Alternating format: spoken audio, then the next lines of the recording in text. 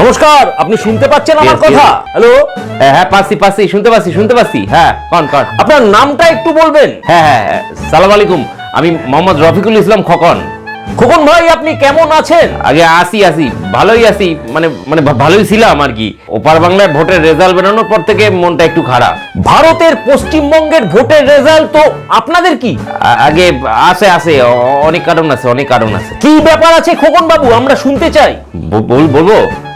বলবো ওপার বাংলায় নবগঠিত বিজেপি সরকার ধর্মীয় রাজনীতির মাধ্যমে, ধর্মীয় মেরুকরণের মাধ্যমে, মৌলবাদের মাধ্যমে। দাঁড়ান, এক মিনিট।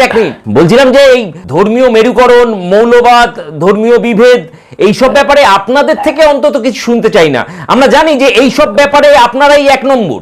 আপনি বলুন যে মূল ব্যাপারটায় আসুন, মানে পশ্চিমবাংলায় বিজেপি নতুন ক্ষমতায় এসেছে, এতে বাংলাদেশিদের কি অসুবিধা হচ্ছে? আগে অসুবিধা তো হচ্ছেই, মানে সব দিক দিয়েই অসুবিধা হচ্ছে। যেমন এই দেখেন, একদিন ওপার বাংলার মুখ্যমন্ত্রী ছিল মমতা আপু। তো এই মমতা আপুর শাসনকালে ওপার বাংলাকে আমাদের বাংলাদেশি মনে হতো, নিজেদের দেশি মনে হতো, আলাদা কোনো দেশ বলে মনে হতো না। বর্ডারের কাঁটাতারে মনে হতো পাশের বাড়ির বেড়া, মনে হতো যাহাই ওপার বাংলা তাহাই এপার বাংলা।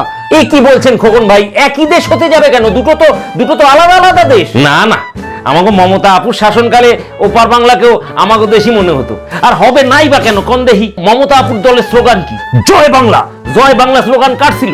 আমাকে মুক্তিযোদ্ধার স্লোগান ছিল। তারপরে সেটা বাংলাদেশের জাতীয় স্লোগান হয়। মমতা আপু সেইখান থেকে স্লোগানটি নিজের দলে নেয়। তারপর ধরুন ওই খেলা হবে, এটা কার স্লোগান ছিল? কি বলছেন, এটাও আপনাদের স্লোগান? আগে হ্যাঁ, আমাকে আওয়ামী লীগের এমপি শামীম ওসমান এই খেলা হবে ডায়লগের জনক।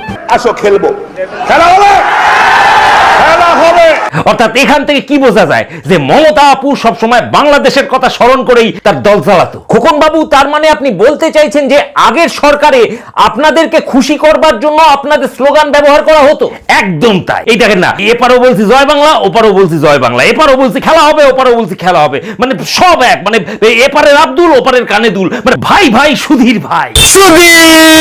সে কি এপার বাংলাকে আপনারা এতটা আপন মনে করেন? আপন মানে নিজের দেশের থেকে বেশি আপন মনে করতাম ওপার বাংলারে। আপুর শাসনকালে আমাকে জন্য অবাধ ছাড় ছিল ও দেশে। হ্যাঁ, ইচ্ছে মতো যেতাম, তারপর 2-4 পয়সা খরচ করে সরকারি কাগজপত্র বানাতাম, আইডি কার্ড বানাতাম, তারপর দোল দুলুনি, পিসির মাথায় সিরুনি।